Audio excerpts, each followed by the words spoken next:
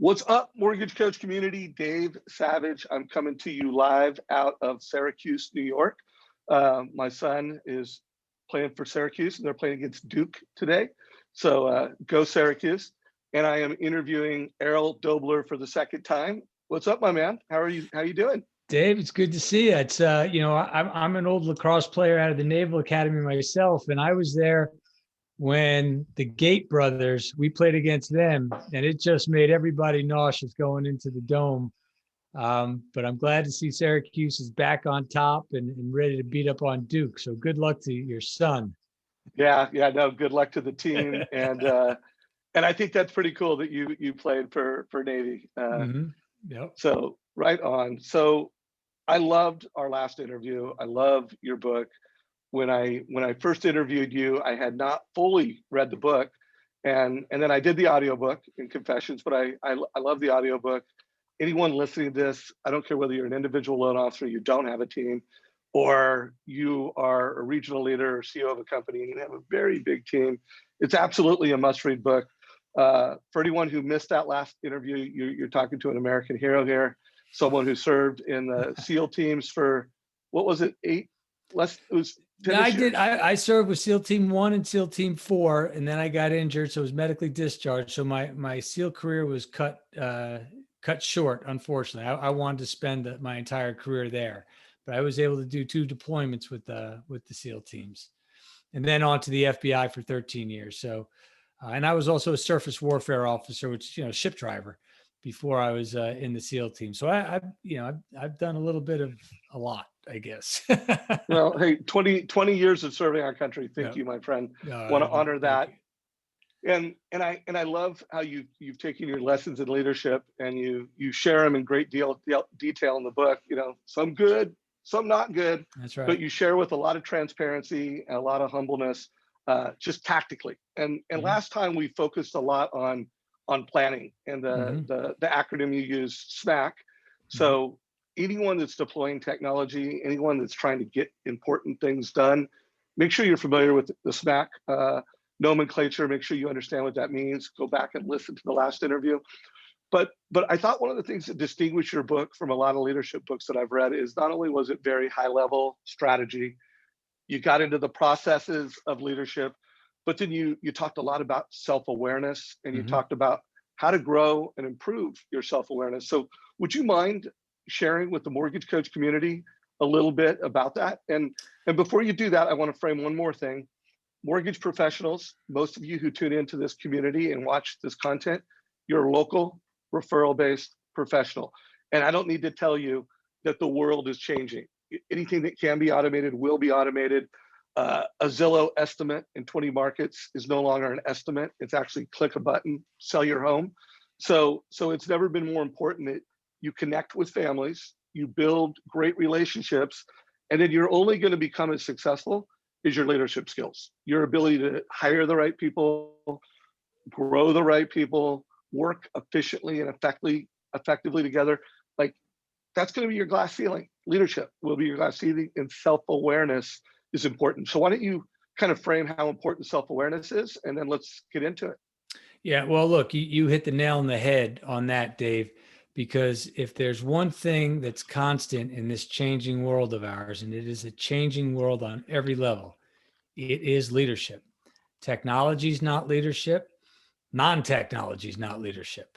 Leadership is leadership. How you employ technology, how you don't employ technology, your reliance on technology, it's all irrelevant because it will change.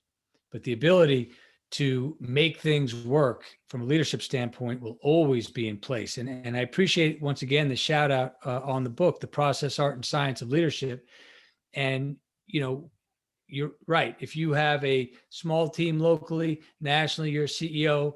If you're a stay-at-home mom or dad, okay, I promise you the book was designed for every aspect of leadership. And now, to your point, Dave, we cannot make or become great leaders or make the proper leadership adjustments without the most basic tool of self-awareness. Okay, self-awareness. There's a lot to that. So we start in 2 places. We start with awareness and consciousness of emotions. That's where it all begins, because emotions drive our actions. Okay. That is a scientific reality. Okay. And when we have an emotion, it's based on an event. Okay. And typically we have an emotion about that event. And most of the times it's these negative emotions that we keep reliving over and over. That argument we had with our spouse, our child, our boss, our neighbor. And we hold on to that anger and frustration. Okay. And then that starts to drive our actions, because what happens is the emotions are so powerful. The brain literally sends a chemical to your body. So now you are feeling as you are thinking. And you know, right? How you feel, that's really how you remember things. How that made me feel. And so we will then begin to relive an event that made us mad or angry, something negative. Okay. We'll relive it over and over and over again till now. That is what our brain is feeling. And now we've become addicted to that emotion of anger, frustration. And we forgot that argument we had with our neighbor that got us there. But now we know the feeling, and now we're looking for anything in our environment to justify satisfying that emotion. Emotions drive our actions. So when we talk about awareness, we have to start an awareness with emotions every day. Do this drill 4 or 5 times a day. Set an alarm, okay? And then, bing, the alarm goes off. What am I feeling right now? What was I feeling 2 minutes ago? Just write it down, okay? Don't judge it, because we are allowed to have the emotions we have. What it comes down to is how we're acting on those emotions. So that's the first area of awareness, is emotions. So I'll get your thoughts on that. Yeah. So you said something about writing down emotions. And one of the things I want to do in this, I think it's fairly obvious how important it is to be self-awareness. So I don't know how much we need to spend on like, why is that so important? I think it's just obvious. But I think a lot of people think, hey, some people are just better at this than others. Like, hey, your self-awareness, it is what it is. And you either have the talent or you don't have the talent. So the writing it down, I don't know if it was, I think it was an interview that I did, and I don't remember who it was with. And we were talking about emotional intelligence. And it was, if you can name it, you can tame it. I remember taking that note. You can name it, you can tame it. Yeah, I like it. And is that kind of the same thing in what you're saying here? Is write it down, label it. And if you write it down and label it, at least you can be productive with it. Is that what so you're saying? there's a couple of points there. That first of all, I like it, right? If you can name it, you can tame it. Okay. But we just have to be able to recognize. Sometimes it's very hard to identify a particular emotion, right? Well, I'm not quite angry. I'm not quite, but I know I'm feeling something. That's the importance of this literally neurochemical reaction. You will feel it. Okay. So yeah, I think it's important to be able to do your best to label what it is, right? Because it gives you more context. But don't get too hung up on it, because you might recognize just the feeling. That's good enough. You're recognizing now that gut feeling. Okay. That's an emotion of some sort talking to you. So while I think it is fruitful and beneficial to be able to name the emotion, again, because it gives it context, and that's important. Anytime you can articulate something, that's better than not being able to do it. But it's more important to remember this is an emotion that I was about to act on without thinking. Okay. And this is something that I remember in my past acting on. Okay. You're going to start to now be able to reflect on how you've acted on those emotions. And it's going to be our next part, how you are acting on the emotions around the awareness part. So, yes and no. I like, if you can name it, you can tame it, but don't put yourself in that box. Okay. There's lots of other ways to identify those emotions for sure. So sometimes just straight feeling it. And I want to also address why you're feeling those emotions are different than how you're going to act on them going forward. Two separate conversations. Okay. In leadership, to a large degree, and what I talk about is the why doesn't really matter that much, because you still have to make a decision on the how you're going to act on it. I'm not saying don't go back, dig deep, find out why you feel that way. But the problem with that is, and relying on that, is you may not be able to find out why. It might have been something that happened with your parents who have long since passed, and now you're never going to get those answers. So if we focus too much on why am I so insecure? Why am I so afraid? Why am I so angry? You may not get those answers, but we can always focus on, I'm feeling this way. What will I do going forward? Make sense? It makes sense. So let's focus on two use cases that are really common in the mortgage space. Mhm. And first, let me frame the life of a loan officer. There are two types of loans that loan officers deal with: loans with problems and loans with solved problems. Okay, Like right. when you're helping a family buy their first home, do a refinance, it's a series of problem solving. Yep. And then we are also facing an industry where everything's always changing. And right now, the mortgage industry is faced with rates are going up, so refis have gone away. And now, okay, let's go sell it, let's go help lots of home buyers. There's no inventory out there. So there's a lot of, just call it macroeconomic stress. There's a lot of in the day-to-day stress. And the two things that I think are most important for our loan officers, call it the people watching this, is it, you know what, you got to get out and you got to do prospecting. I don't care how you feel. The best Mhm. loan officers prospect for 2 to 4 hours a day. That means, and that's not easy. I mean, calling people, meeting Sure. people, doing prospecting, it's a lot easier not to do than to do. So that's one thing I want to improve emotional intelligence or Yep. self-awareness around and grow it. Remember, the whole call here is Yep. how do we grow it? And how do we turn our self-awareness into a competitive advantage? Yep. Uh, and then also, you see a lot of loan officers that they just try to do everything themselves. They're like, either they can't hire and keep a good team, or they can't scale a good team. So if Mhm. we can help them grow their self-awareness so Yeah. that they can be better team leaders, team Yep. managers. So Yep. with that said, what are some, write it, think about it, label it, write it down. What are some other things? And Yeah. feel free to pull from the book. What are Yeah. some No, no, things of we can course. do to So grow? look, so the next thing around this awareness and how we use it to grow, right? Recognizing the emotion's not enough. Okay. We then have to see what we do, right? We have emotional awareness and recognition. Emotions drive our actions. Those very actions are the things that make up our culture. Okay. The things we do make up our culture, right? So it's okay to put labels on it. But if you can't describe what the label means with the things you do, you don't have a culture. You have a meaningless label. So what do I mean? We have a culture of excellence. We have a culture of innovation. Cool. Say that all you want. But if you're working with me, my next question is going to be fantastic. What are the things you do that create excellence? What are the things you do that create innovation? If you can't name two or three things off the top of your head, we do these things all the time. And because we do these things, we become innovative. Okay. So Mm. it's an awareness.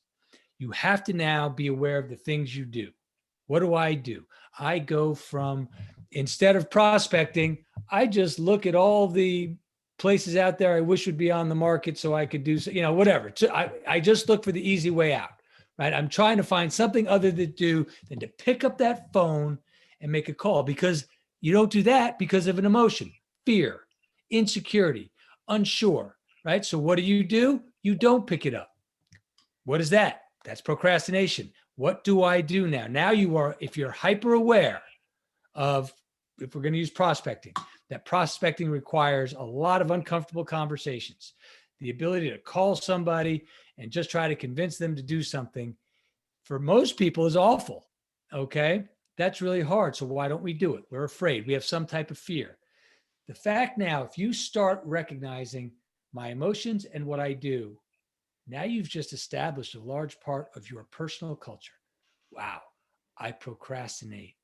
I put things off because of fear. Now it's right there for you. Okay.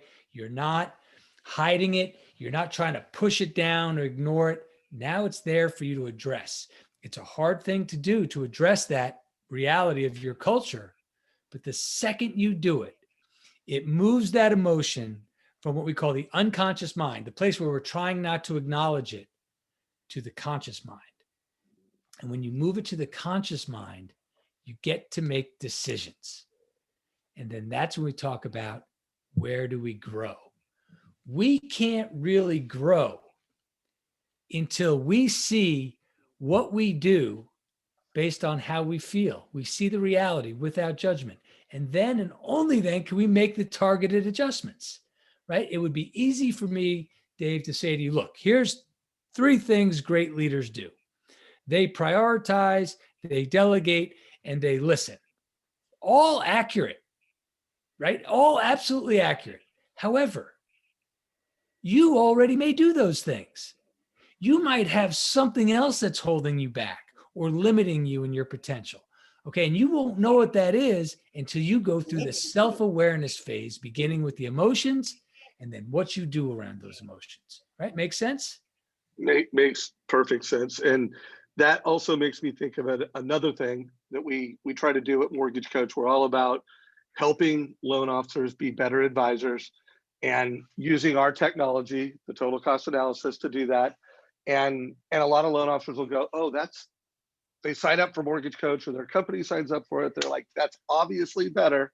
They want to adopt it, but they don't. They keep doing things the old ways. Yeah. And so it sounds like we got to get people, if they are failing, they're not prospecting consistently, Yep. they're hitting that glass ceiling of a team, they have a piece of technology that they know will make them more successful, more efficient, and deliver a better consumer experience, to become conscious, not unconscious, around what's holding them back. Is that That's right? And it's 100% right, right? So all those things you just described, technology, doing things differently, that's scary. Generally, the emotions are somewhere around fear, insecurity, unworthiness, right? Those are the things that we battle as human beings. Okay. They're applicable to everything you do, but we're talking mortgage. We're talking the mortgage industry and the specific things that you all need to do. When somebody knows a piece of technology will make their processes more efficient, reach a larger audience, whatever it is, and don't do it, if you're listening to this, you say, okay, why? Why aren't I doing it? Because I am afraid of technology. I know I'll mess it up. I can never seem to get it right. And that makes me feel stupid, right? Meanwhile, join the club, right? It's really hard to learn these new technologies sometimes. And it does take courage, right, to do that. So if we just start to really analyze it and say, self-awareness, here's what I'm doing, or here's what I'm not doing. Okay. I'm not getting on that new technology. I'm not prospecting. Why not? Well, it's because I'm afraid. I'm afraid of rejection. I'm afraid that I'll look silly if I do this and don't do well. Okay, good. You've just now done what 99% of the people out there don't do: identified the problem. Okay, through awareness. Those two drills. Like I said, set your alarm. What am I doing? How am I feeling? What am I doing? And if you can do it without judgment, then you will start to find your answers. And that will move us into the next spot. But let you interject. Yeah, well, I just thought of another thing that's holding back modern mortgage professionals from being modern mortgage professionals is video. They don't, while there are a lot of loan officers and real estate professionals that are using video strategically, and they have got over that I don't like the way I look, I don't like the way I Nope, sound, right. and all Yeah. the excuses they have, modern loan officers need to get over it. And so just my notes from the conversation so far: whatever you're not doing that you should be doing, get honest. If you can't name it, you can't tame it. Write down a couple of the emotions you think are holding you back, and realize it's the emotions that are holding you back. It's not the Yeah. logical, Nope. rational things. Like, it's emotions, and Yep. you need to document that. Okay. So I do know, I don't know exactly how much time I have you, but I do know something that's been very helpful for me after reading your book is just cold showers. And I know that Sure. cold showers is kind of the hack. Yeah. Guys like you have cold plunges at your house, and you are fully getting in ice water. But I found that chapter of your book unbelievably useful personally. Yep. And I just want to make sure you share a little bit about that, because I think Yep. that's another way to grow self-awareness. And I know, following your instructions in your book, I mean, I learned a lot about myself that I did not know. And I Yeah. had to Yeah. be honest about I'm a bigger wuss than I thought I was. Look, I appreciate you bringing that up, because people talk about cold shower. They go, oh, that's stupid, I'm not doing it. Hey, whatever, man. But if you said that, you've just learned something about yourself, right? If you just summarily dismiss the idea of a cold shower, think about what you just did based on how you feel. Okay. That's the beauty of cold. You can't hide from the things it does to you. So around awareness. Here's the drill I use for people around emotional awareness and recognition, cultural awareness and recognition. Okay, we have to be aware of what we're doing. We haven't fixed anything yet. Before you get into a cold shower or an ice bath or something like that, I can promise you one thing. You will have an emotion and you will not have to look far for it. Okay. And that's it. Emotional awareness and recognition is a habit. So, how do we form this habit in the easiest way with the least backlash? Cold exposure. So, with your intention of stepping into a cold shower or turning it cold when, after towards the end, my intention is to recognize my emotions. I don't want to do this. This is stupid. I think, oh my God, right? Whatever. You may not be able to name. That's why I said naming it always is a challenge, but you feel it. You will feel it. You might, because you might have 15 going on at the same time. I'm scared. I'm petrified. I'm excited. Right? Know the feeling. Recognize it. Okay? That's a drill. Do that every day. Okay. You will get better at emotional awareness. Okay. Without consequence, right? It's not like you're trying it with your boss, okay, where you might really mess something up. So that's the beauty of that. Cultural awareness. What do we do? Very difficult to identify what we do. We do a lot of things. Okay. Here's another thing with the intention of identifying what you do before you step into a cold shower, ice bath. Pay attention to what you're doing. Are you walking around in circles before you jump into the shower? Oh, all of a sudden I feel like I need to trim my toenails because I haven't done that in a while. How about that floss? I can't find the batteries. You will find any excuse not to get in there. Once you're in, focus on what you do. Are you making a big show of it? Cursing, OFOS, and, gritting your way through it. What are you doing? After you get out, what do you do? Are you trying to be a professional, maintain some decorum? Or are you getting on the phone and telling everybody, I just got into a cold shower? Okay. It's what you do. It's an awareness because you will do something. Okay. And what you're going to find is the things you do and the ways you feel will mirror very closely the reality of how you handle stressful situations in your life. Okay. That's the cherry on top of that cake. Okay. Because it's a drill around awareness, but that awareness is also going to be, wow, if I really look at this, these are kind of the things I do before I realize I need to pick up the phone and start prospecting. These are the things that I start to do when I download that new software, which is also hard for me to do, and start making it work and start learning it. You're going to find a parallel. So again, when we talk about how to grow our awareness, these are kind of the tools that we need to do it, because now we can go on to the next phase and say, I recognize what I do. Now I'm going to focus on 2 behaviors that will mitigate those things that I saw and I don't really like. Would it be safe to say, of all the things you can do to really gain some self-awareness and then to grow self-awareness, is cold exposure?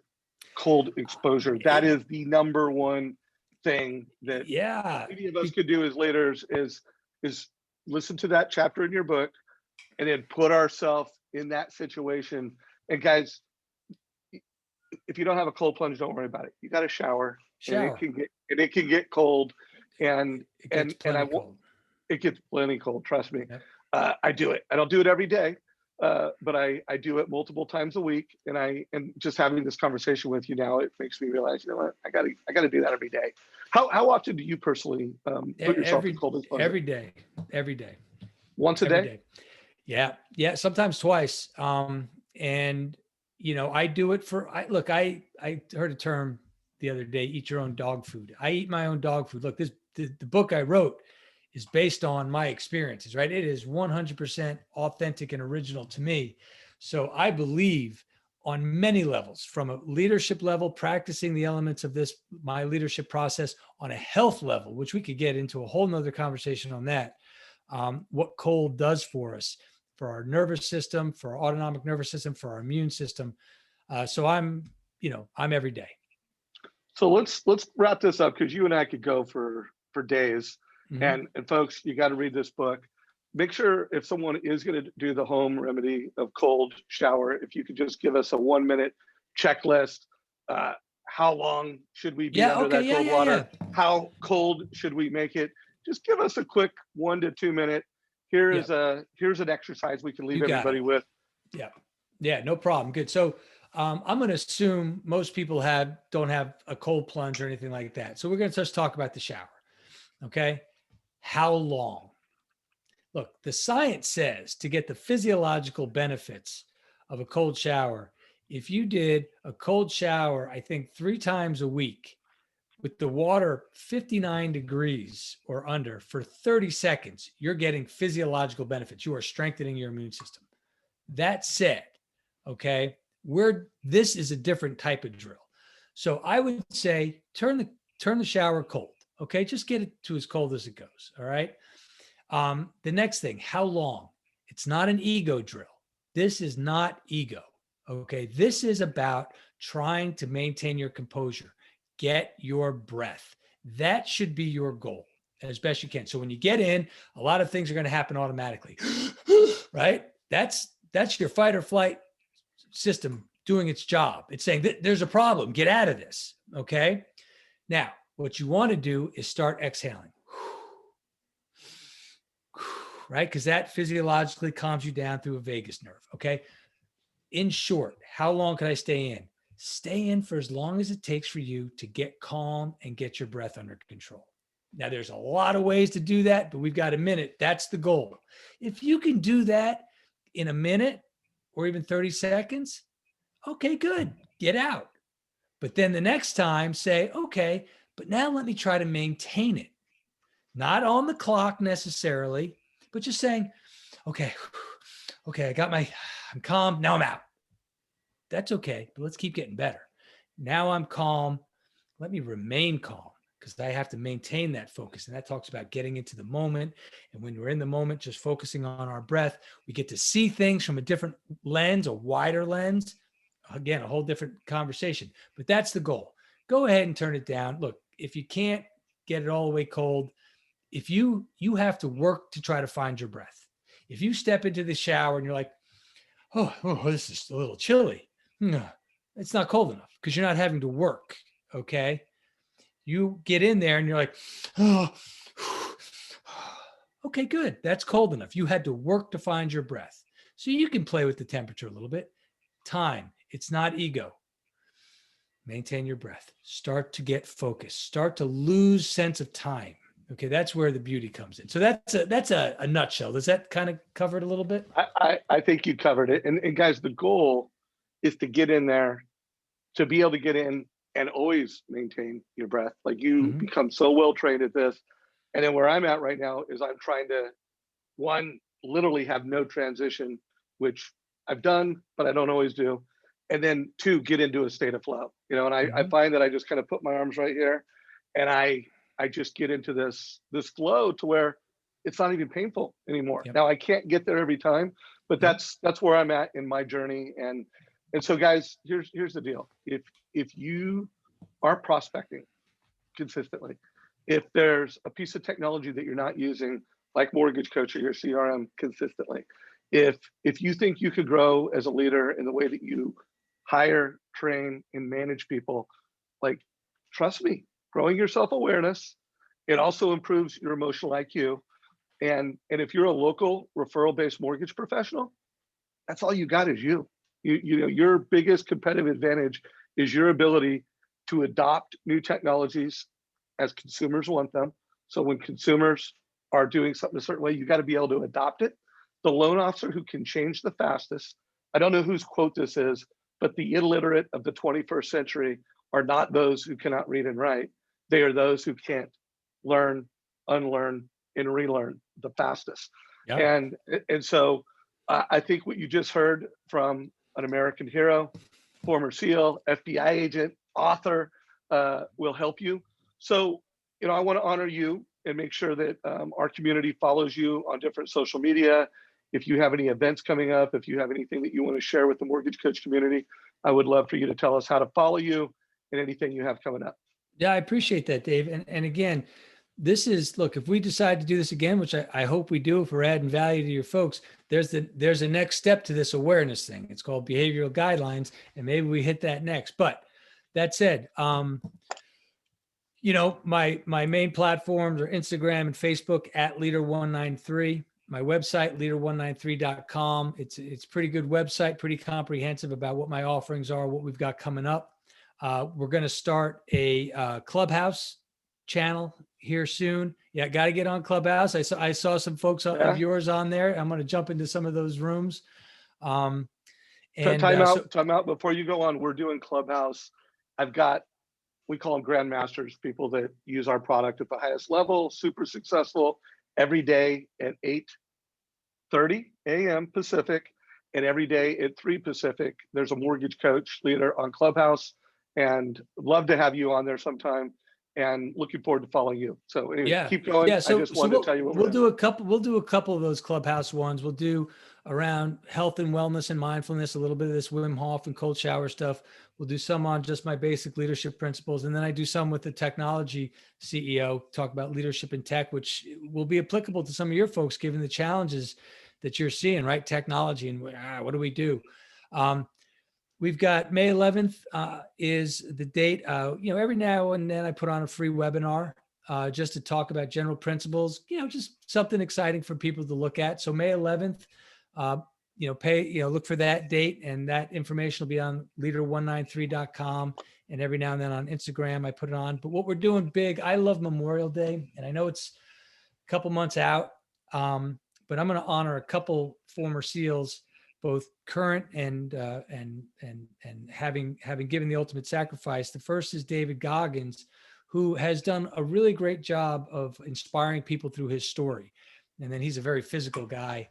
I've never met David, but he did this thing. He invented this thing called 4x4x48, 4 miles every 4 hours for 48 hours. Okay.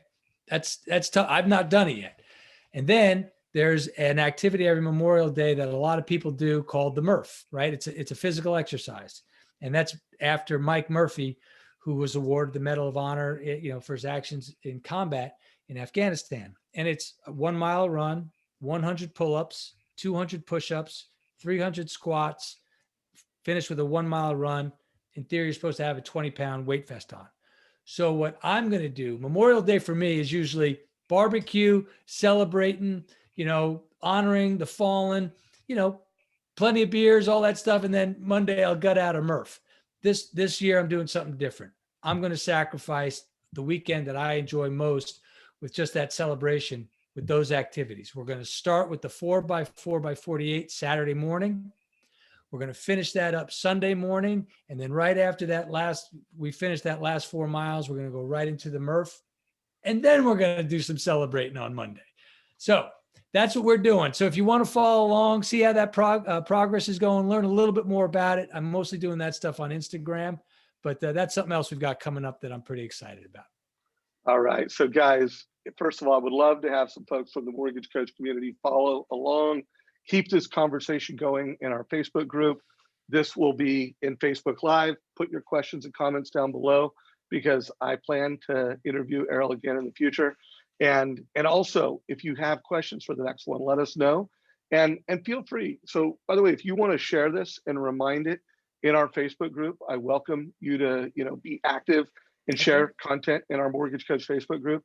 And thank you for your service to our country. Thank you for making time to give value to mortgage professionals and real estate professionals. I really appreciate it, my friend.